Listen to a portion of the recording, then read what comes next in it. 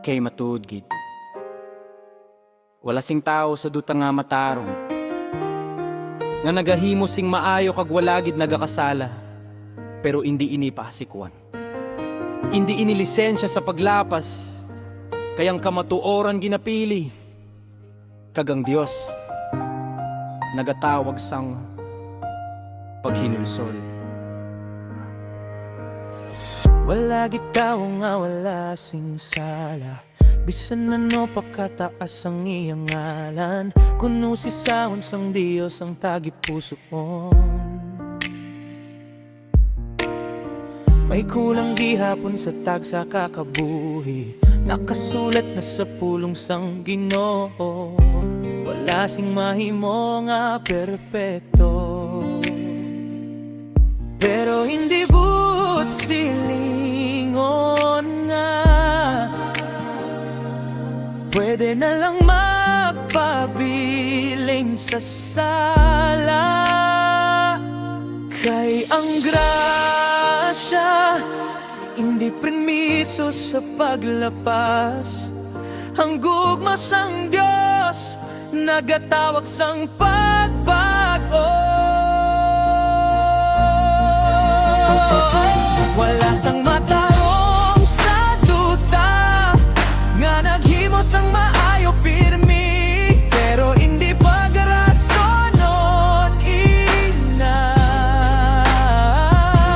Agot daligdan ng kamatuoran, padayon kita magpangabuhi sa sugo kag paghigugma, maski may sala ang tao. May paglaog pa sa Dios, yeah, sabat bala kung tanan makasala nga himuon mo nga depensa ang imo kahuyang.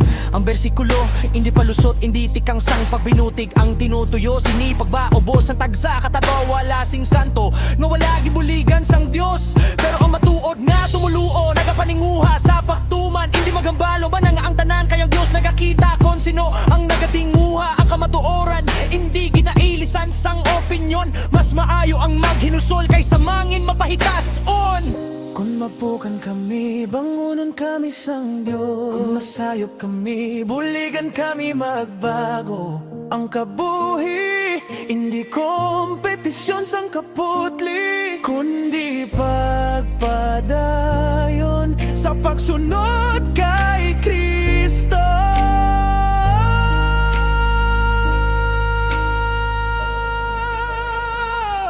Wala sang matarong sa duta nga wala ginagakasala, pero ang matud nga alaga nagahinulsol ka.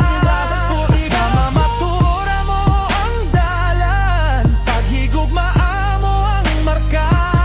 Ang Diyos mo ang kusog naton, tutok sa katapusan. Ang iglesia nagapahinumdum nga ang tanan nakasala, pero ang bugos nga pulong sang Dios nagtudloman sang paginulsol. Pagtuman kag paglakat sa kamaturan, hindi naton himuon nga palusot ang bersikulo, kundi himuon naton ini nga paandam agod magbaubos kag magsunod sa Dios.